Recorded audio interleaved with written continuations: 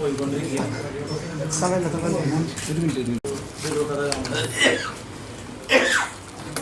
വിഷാംശം ഉണ്ടെന്ന് പറഞ്ഞ കാരണം കൊണ്ടാണ് ഇത് സ്വാഭാവികമല്ലാതെ പോയത്.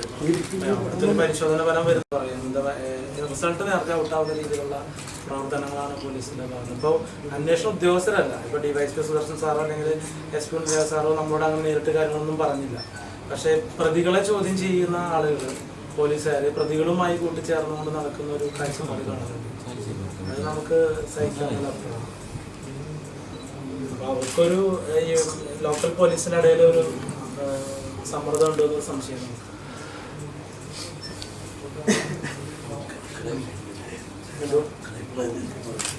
ക്രൈംബ്രാഞ്ച് എസ് പി ഉണ്ട്, അന്വേഷണ ഉദ്യോഗസ്ഥൻ. ക്രൈംബ്രാഞ്ച് അല്ല, ഇതൊരു സ്പെഷ്യൽ ടീമാണ്.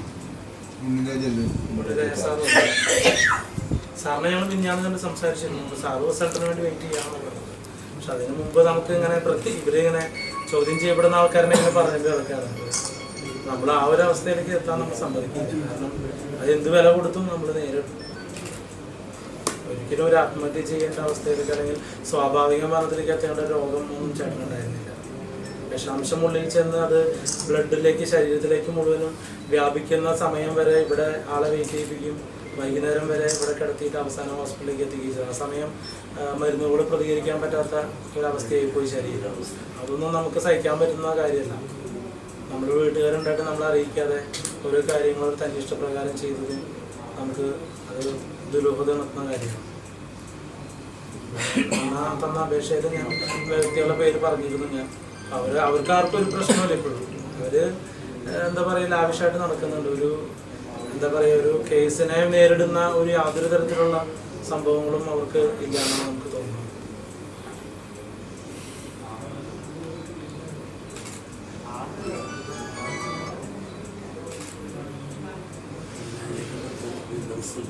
റിസൾട്ട് വരട്ടെ എന്നാണ് അവർ പറഞ്ഞത്. രണ്ടും ഇപ്പോൾ ഡിവൈഎസ്പി സാർ സുദർശൻ സാറിനെയും എസ് പി സാറിനെയും ഇടയ്ക്കിടയ്ക്ക് കാണാൻ പറ്റുന്നുണ്ട്. നമ്മൾ പോയി വിവരങ്ങൾ അന്വേഷിക്കണം. ഉദ്യോഗസ്ഥന്മാരെ അതിൽ പ്രത്യേകിച്ചൊന്നും ചെയ്യാൻ കഴിയുന്നില്ല.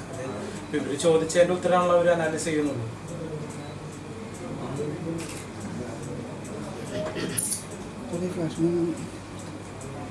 എന്തായാലും നമ്മൾ ഒരു കേസ് ഫയൽ ചെയ്യാവുന്ന രീതിയിലേക്ക് നമുക്ക് പോകേണ്ടി വരുന്നു. സന്ദർഭം അങ്ങനെ വരുന്നത്. ഇനിയിപ്പം ഇലക്ഷന് തിരക്കും കാര്യങ്ങളൊക്കെ വരുമ്പോൾ അതിൽ മുഴുകി പോകുന്നുള്ള പേടിയുണ്ട്.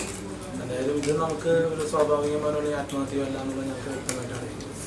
പ്രതികൾ ആരാണെന്ന് വളരെ ചൂണ്ടിക്കാണിക്കപ്പെട്ട് കൊടുത്തെങ്കിൽ പോലും അവർ സംരക്ഷിക്കപ്പെട്ടു പോകുന്ന അവസ്ഥയാണ് ഇപ്പോൾ. കാരണം ചേട്ടന് സഡേഷൻ കൊടുക്കാൻ പാടില്ല എന്ന് പലവട്ടം പറഞ്ഞിട്ടുള്ളതാണ്. അല്ലെങ്കിൽ പാരസെറ്റമോൾ ഗുളിക കഴിക്കാൻ പാടില്ല എന്നും അറിയാം.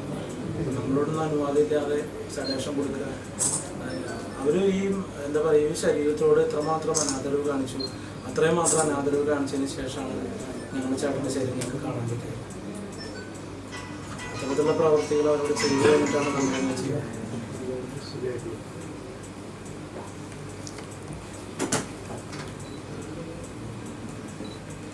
നമ്മൾ ഈ അന്വേഷണ കമ്മീഷനെ ബഹുമാനിക്കുകയും അതുപോലെ തന്നെ കാത്തിരിക്കേണ്ട സമയം വരെ കാത്തിരിക്കണം എന്നുള്ളൊരു ചിന്താഗതി കൊണ്ടാണ് ഒരു പ്രശ്നങ്ങൾക്കും പോവാതെ ബന്ധപ്പെട്ട തലങ്ങളിൽ പരാതി കൊടുത്തുകൊണ്ട് നമ്മൾ കാത്തിരിക്കുകയാണ്.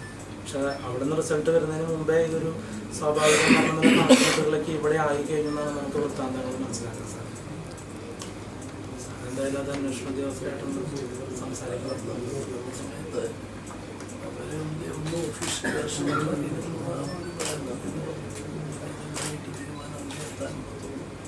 അങ്ങനെയാണ് നമ്മൾ പ്രതീക്ഷിച്ചിരിക്കുന്നത്.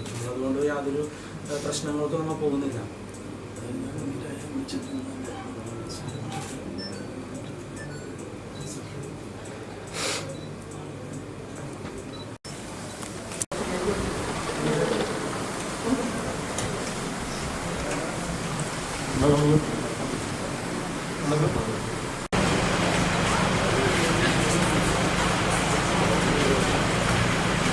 അത്തരത്തിലുള്ള സഹായ സഹകരണം ഞങ്ങൾക്ക് വേണമെന്നും മുഖ്യമന്ത്രിയോട് അപേക്ഷിക്കുന്നു. തീർച്ചയായിട്ടും ഈ ഒരു അന്വേഷണ സംഘങ്ങൾക്ക് അത് തെളിയിക്കാൻ സാധിച്ചില്ലെങ്കിൽ ഞങ്ങൾ അങ്ങേയറ്റം CBI വരെ പോകും. അതിനുള്ള എല്ലാ തരത്തിലുള്ള സമര പരിപാടികൾക്കും ഞങ്ങൾ മുന്നിട്ടിറങ്ങും. ഹൈദരാബാദ് റിസൾട്ട് വരുന്നതിന് മുമ്പ് മറ്റു തരത്തിലുള്ള വ്യാഖ്യാനങ്ങളൊക്കെ അത് എന്ത് തന്നെ പറഞ്ഞാലും അത് വില പോകുന്ന പ്രശ്നമേ ഇല്ല. റിസൾട്ട് നമുക്ക് ഓപ്പോസിറ്റാണ് വരുന്നതെങ്കിൽ CBI മുതലുള്ള വലിയ അന്വേഷണ കമ്മീഷനെ അന്വേഷണം ഏൽപ്പിക്കാനായിട്ടാണ് ഞങ്ങൾ അതിൻ്റെ പ്രവർത്തനങ്ങൾ പിന്നീട് പ്രവർത്തിച്ചുകൊണ്ടിരിക്കുകയാണ്.